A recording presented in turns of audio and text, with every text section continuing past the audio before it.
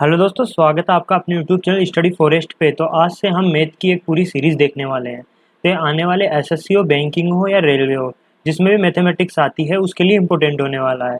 तो गाइज आज हम देखेंगे इस सीरीज़ के अंदर पहला चैप्टर होगा अपना प्रतिशत। क्या होगा? अपना पहला चैप्टर होगा प्रतिशत। ठीक है, तो इसके अंदर अपन देखेंगे कि प्रतिशत से किस प्रकार से सवाल आते हैं, किस प्रकार से अपन को उनको हैंडल करना चाहिए। तो शुरुआत में मैं आपको क्या करूँगा, शुरुआत में मैं आपको इसकी थ्योरी बताऊंगा, फिर उसके बाद में अपन क्वेश्चन करने लगेंगे। तो क्वेश्चन से क्या होगा, उस थ्योरी को अप्लाई करने के अपन को हैबिट में आ जाएगा। ठीक है, तो गाइस चलो शुरू करते हैं। तो गाइस आज हम देखेंगे प्रतिशत। तो प्रतिशत का अर्थ होता है किसी भी चीज़ की 100 के ऊपर वैल्यू कितनी है। क्या? प्रतिशत मतलब प्रतिशो मतलब 100 के ऊपर कोई चीज़ कितनी है। ठीक है, जैसे मान लिया मेरे 200 में से 190 नंबर आए, तो ये तो 200 में से आए मेरे 190 नंबर, तो इस हिसाब से मेरे 100 में से कितने आए? तो इसमें दोनों तरफ 2 से भाग दे दूँ तो कितना आया? 95% आ गई। ठीक है, या फिर ऐसे भी निकाल सकते थे अपन कि मेरे 200 में से कितने आए, मेरे 200 में से आए 190। ठीक है, तो एक में कितने आए होंगे? तो एक पे आए होंगे 190/200। और परसेंट क्या होती है? परसेंट होती है 100 पे। तो ये तो एक पे ही है, तो मेरे को 100 पे चाहिए, तो दोनों तरफ 100 से गुणा कर दूंगा तो 100 पे आ जाएगा। ठीक है, तब भी कितना आ गया? तब भी 95 आ गया गाइस।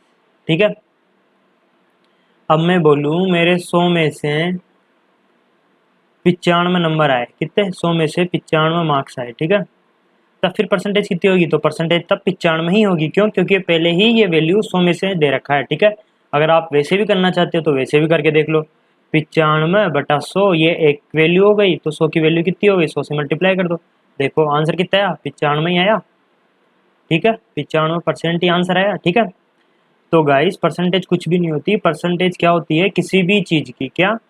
किसी भी चीज़ की 100 के ऊपर वैल्यू प्रतिशत कहलाती है। ठीक है, तो हम आगे देखते हैं अब। तो प्रतिशत तो अपन ने देख लिया क्या है। तो प्रतिशत क्या थी?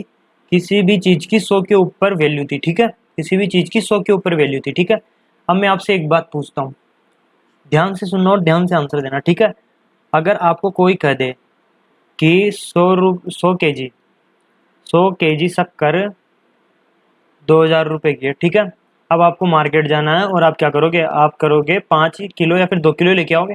100 किलो थोड़ा ना लेके आओगे, 5 किलो या 2 किलो शक्कर लेके आओगे। ठीक है, तो आपको क्या करना पड़ेगा? पहले यहाँ से 1 किलो का भाव निकालना पड़ेगा।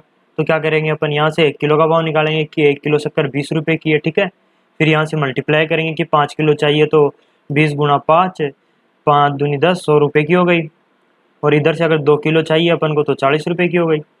ठीक है, तो अपन को क्या करना पड़ा? ज़्यादा गुणा करना पड़ा। ठीक है, क्या करना पड़ा? ज़्यादा कैलकुलेशन करना पड़ा यहाँ पे, है ना।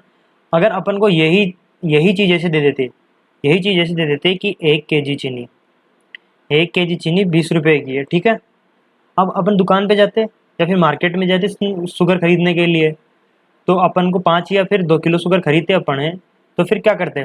फिर डायरेक्ट अपन क्या करते? इसको इससे मल्टीप्लाई कर लेते, डायरेक्ट आंसर आ जाता। 5 किलो शक्कर हो जाती 100 रुपये की और 2 किलो शक्कर हो जाती 40 रुपये की, डायरेक्ट आंसर आ जाता। ठीक है, तो इसी प्रकार रोल रहेगा अपना फ्रैक्शन का। ठीक है, इसी प्रकार रोल रहेगा अपना फ्रैक्शन का। ठीक है, तो फ्रैक्शन क्या होती है मैं आपको बताता हूँ। देखो, फ्रैक्शन होती है किसी भी चीज़ की 1 पे वैल्यू। ठीक है, वो परसेंटेज कितनी थी? किसी भी चीज़ की 100 पे वैल्यू। और ये क्या है? किसी भी चीज़ की 1 पे वैल्यू। तो अगर अपन को 1 पे पता होगी तो अपन 38 का निकाले तो 38 का भी निकाल लेंगे। अपन को कहते 25 का निकालो तो 25 का निकाल लेंगे, सीधा मल्टीप्लाई करके आंसर ले आएंगे। ठीक है, जैसे मैं आपको बताता हूँ, 25 का मान लिया 25 का अपन को निकालना 20%। ठीक है, 20% मान लिया, 25 का अपन क्या निकालना? 20%। तो अपन क्या करते हैं? अपन करते हैं 25 का 20% निकाल के 25 × 20/100, यही करते। पहले क्या किया अपन ने? 100 1 की निकाल ली। ठीक है, पहले 1 की निकाल ली, फिर 25 की निकाल रहे हैं इससे ऐसे करके। ठीक है, तो कितना आया? 5 आ गया। ठीक है, और अगर अपन को इसकी फ्रैक्शन पता होती, कि अपन को पता होता कि 25 का अपन को क्या निकालना है? 25 का अपन को 1/5 निकालना है। भाई 20 क्या कितना होता है? 20 की फ्रैक्शन 1/5 होती है। ठीक है, तो अपन को डायरेक्ट ऐसे हो जाता है कि 25 का अपन को 1/5 निकालना है, तो फिर डायरेक्ट अपन क्या कर देते? डायरेक्ट अपन कर देते 25 × 1/5, आंसर 5 आ जाता। ठीक है, तो किसी भी चीज़ की अपन को 1 पे वैल्यू मतलब फ्रैक्शन याद रखें अगर अपन, तो अपनी ये कैलकुलेशन बच जाएगी। देखो 20/100 वाली कैलकुलेशन बच जाएगी अपनी। ठीक है, ये 20/100 वाली ये बच जाएगी अपनी, है ना। तो अपन क्या करेंगे, जो मोस्ट इंपॉर्टेंट परसेंटेज है उनकी फ्रैक्शन याद रख लेंगे। जैसे 20 की फ्रैक्शन क्या थी, तो 20 की फ्रैक्शन के लिए अपन क्या करते थे, 20/100 1/5 आ जाती थी। ठीक है, अब मैं बताता हूँ आपको फ्रैक्शन कैसे निकालते हैं किसी भी परसेंटेज की। ठीक है, तो चलो देखते हैं। तो अपन देखेंगे फ्रैक्शन कैसे निकालते हैं।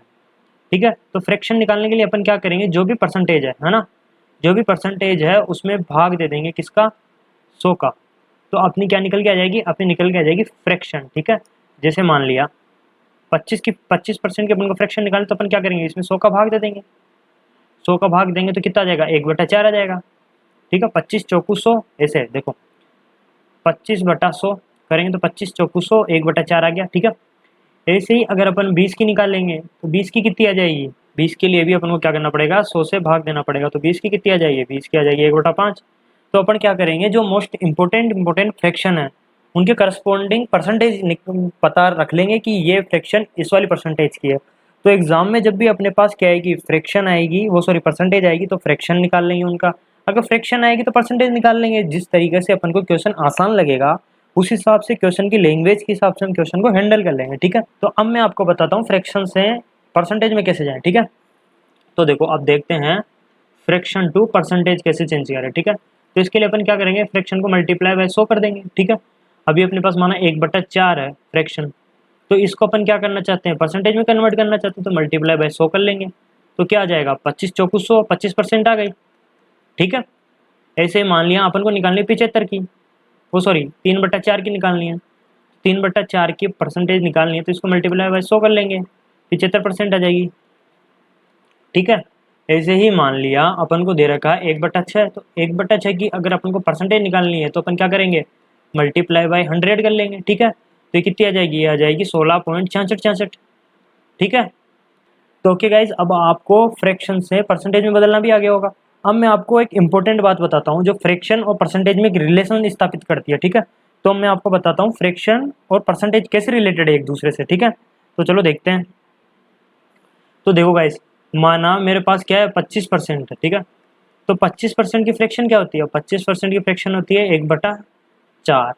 ठीक है, तो इसका मतलब ये होता है कि जो नीचे की वैल्यू है 4, उसका 25% इसके ऊपर लिखा हुआ है। ठीक है, समझे क्या बोला, मैंने बोला 25% की फ्रैक्शन कितनी है, 1/4। तो इसका मतलब ये होता है जो नीचे की वैल्यू 4 है उसकी 25% ऊपर है।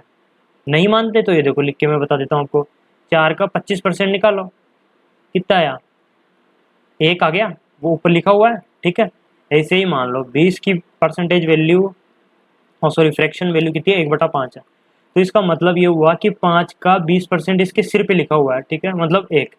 ठीक है, ऐसे ही मान लो मैं आपको बोलूँ 60 की परसेंटेज वैल्यू, तो 60 की कितनी होती है, 3/5 होती है। ठीक है, फ्रैक्शन वैल्यू। ठीक है, तो अब देखो 5 की 60% कहाँ पे है, ये ऊपर इसके लिखी हुई है। ठीक है, 3 है। ठीक है, ऐसे ही मैं आपको कह दूँ कि आप देखो 75%, तो 75% की फ्रैक्शन क्या होती है, 75% की फ्रैक्शन होती है 3/4। कितनी होती है, 3/4 होती है। ठीक है, इसका मतलब ये हुआ कि 4 का 75% 3 है। ठीक है, तो ये गाइज ये मोस्ट इंपॉर्टेंट है, ये जो मैं बोल रहा हूँ ना ये मोस्ट इंपॉर्टेंट है, ये आगे आने वाले क्वेश्चन को न्यू चुटकियों में क्रैक कर देंगे। ठीक है, आपको लैंग्वेज पढ़ते ही समझ में आने लग जाएंगे कि अपन करना क्या है अपन को और लगाना क्या है। ठीक है गाइज, तो अब हम आगे देखते हैं अब इंपॉर्टेंट फ्रैक्शन कौन कौन सी है जिसकी सहायता से अपन क्या कर सकते हैं, अपन क्वेश्चनों को जितना जल्दी हो सके उतना जल्दी क्रैक कर लेंगे। ठीक है गाइज, तो देखते हैं। हाँ, तो अब हम इंपॉर्टेंट फ्रैक्शन देख लेते हैं, इंपॉर्टेंट फ्रैक्शन देख लेते हैं, और उनके करस्पॉन्डिंग क्या देख लें, उनके करस्पॉन्डिंग देख लेते हैं परसेंटेज। ठीक है, तो देखो गाइस, पहली होती है 1/2। तो 1/2 की परसेंटेज कितनी होती है, 50% होता है। ठीक है, ऐसे ही होती है, ऐसे ही आगे देखते हैं अपन 1/3। तो 1/3 की कितनी होती है, इसकी होती है 33, सही 1/3%। मैं इनको लिख लेता हूँ फिर आता हूँ, है ना। ठीक है, हाँ तो दोस्तों अब देखो इम्पोर्टेंट जो फ्रैक्शन थी वो ये है, 1/2 की हो गई 50%, और 1/3 की हो गई 33, सही 1/3%, 1/4 की हो गई 25%, 1/5 की हो गई 20%, 1/6 की हो गई 16, सही 2/3%, 1/8 की हो गई 12.5%, 1/9 की हो गई 11, सही 1/9%, 1/10 की हो गई 10%, 1/11 की हो गई 9, सही 1/11%। ठीक है। 1/12 की हो गई 8 सही 1/3%। 1/13 की हो गई 7 सही 9/13%। 1/14 की हो गई 7 सही 1/7। और इसी प्रकार ये यहाँ की है। ठीक है, तो आप इनको क्या करो, आप इनको रट लो। ठीक है, रटने का मतलब मेरा ये है कि आप इनको क्या करो, बार बार लिखो गाइज। अगर आप ऐसे ही वीडियो को देखते रहोगे, आप लेटे हुए हो वीडियो देख रहे हो कानों में ईयरफोन लगे, तो उससे कुछ नहीं होगा गाइज। आपको ले दे के इनको रफ कॉपी में लिखना होगा। आप इनको 2-3 बार लिखोगे, 4 बार लिखोगे, आपको कम से कम 4 बार लिखोगे तब तो याद हो ही जाएगा ना। तो आप क्या करो, इनको लिखो गाइज। जब तक मेहनत नहीं करोगे जब तक याद नहीं होगा। ठीक है, तो आपको इनको लिखना ही पड़ेगा। तो आप इनको लिखो तब याद होगी, और याद होगी तो आपको एग्जाम में जितना जल्दी हो सकेगा, जितना जल्दी आपको क्वेश्चन हिट कर जाएगा। ठीक है, तो गाइज मेरा तो कहना यही है, आप इनको याद करो। अब देखो इनसे ही डेराइव होकर कुछ और इम्पोर्टेंट फ्रैक्शन बनी है। तो देखो मैं आपको बताता हूँ। अब देखते हैं सम इम्पोर्टेंट फ्रैक्शंस, जो कि पहले वाली जो मैंने आपको बताई थी उनसे ही मिलके बनी हुई है। जैसे 3/8 है, तो 3/8 कैसे निकालेंगे? 3/8 निकालने के लिए 1/8 पता ही होता है। 1/8 कितना होता है? 1/8 होता है 12.5% के बराबर। ठीक है, तो अपन क्या करेंगे, इसको दोनों साइड 3 से मल्टीप्लाई कर देंगे। ठीक है, कितने से? 3 से मल्टीप्लाई कर देंगे। तो देखो कितना आ जाएगा, ये आ जाएगा 12 × 36 सही 3/2 आ जाएगा। ठीक है, लेकिन देखो 3 ऊपर ज़्यादा बड़ा है और 2 छोटा है। हमेशा भिन्न होती है जो उचित भिन्न होती है। उचित भिन्न क्या कहती है? ऊपर छोटा नीचे बड़ा आना चाहिए। ठीक है, तो इसका एक बार और भाग दे लेंगे, तो 2 का भाग 3 में एक बार चला जाएगा और शेष पर 1 बचेगा। तो आंसर कितना आ जाएगा? ये आ जाएगा 37 सही 1/2%, मतलब 37.5 आ जाएगा। तो 3/8 की कितनी हुई? 37.5% हुई। ठीक है, ऐसे ही 5/8 की निकालनी है, तो अपन क्या करेंगे, जो 12.5 था उसको क्या करेंगे, 5 से मल्टीप्लाई कर देंगे। ठीक है, तो ये कितना हो जाएगा, 12×5 = 60, और ये हो जाएगा 5/2। इसका इसमें 2 बार भाग चला जाएगा, एक शेषफल बचेगा, तो हो जाएगा 62.5। ठीक है, कितना हो जाएगा, 62.5 हो जाएगा। ठीक है, तो 5/8 की वैल्यू आ गई 62.5%। ठीक है, ये 621 नहीं है गाइस, ये 62.5 है। ठीक है, अब देखते हैं 5/6 की। तो 5/6 के लिए 1/6 पता होना चाहिए। 1/6 कितना होता है? 1/6 होता है 16 सही 2/3%। ठीक है, तो अपन क्या करेंगे, दोनों साइड 5 से मल्टीप्लाई कर देंगे। तो 5 से मल्टीप्लाई कर दो, 16×5 = 80, 2 5 दूनी 10/3। अब देखो इसमें भाग चला जाएगा 3 बार और एक शेषफल बच जाएगा, तो ये हो जाएगा 83 सही 1/3। ठीक है, क्या हो जाएगा, ये हो जाएगा 83 सही 1/3% हो जाएगा। ठीक है, अब देखो दे रखा है 4/7, तो 4/7 के लिए 1/7 पता होना चाहिए। तो 1/7 कितना होता है? 1/7 होता है 14 सही 2/7। ठीक है, अब अपन को 4/7 निकालना है, दोनों साइड 4 से मल्टीप्लाई कर दो। 14 चौको 56 और 4 दूनी 8, 8 का एक बार भाग चला जाएगा, तो 1 बच जाएगा, प्लस में 1/7 रह जाएगा। 57 सही 1/7 हो गया। सही है, तो ये हो गया 57 सही 1/7%। ठीक है, 3/8 का निकालना है, तो 1/7 के को 3 से गुणा कर देंगे। तो 14 सही 2/3 को 3 से 2/7 को 3 से मल्टीप्लाई कर दो, कितना आ जाएगा, 42 सही 6/7 आ जाएगा। ठीक है, तो 3/7 का कितना हो गया, इसका हो गया 42 सही 3/7। ठीक है, ऐसे ही अपन को 5/7 का निकालना है, तो 1/7 का कितना होता है, 14 सही 2/7 को 5 से मल्टीप्लाई कर लो। ठीक है, कितना हो जाएगा, 14×5 = 70, 5 दूनी 10/7। ठीक है, तो देखो एक बार इसका भाग चला जाएगा और 3 से शेषफल बचेगा, तो कितना हो जाएगा, 71 सही 3/7। ठीक है, तो इसका कितना हो गया, इसका हो गया 71 सही 3/7।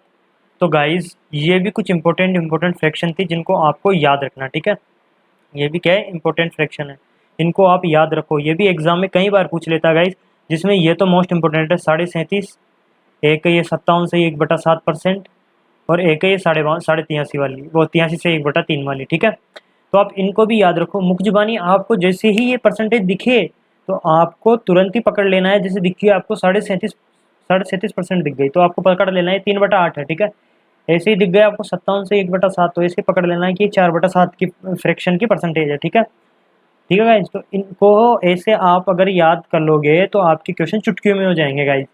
तो ठीक है गाइज, आज के लिए इतना ही। अगर आपको हमारा लेक्चर अच्छा लगा हो तो इसे लाइक शेयर और सब्सक्राइब करें। धन्यवाद गाइज।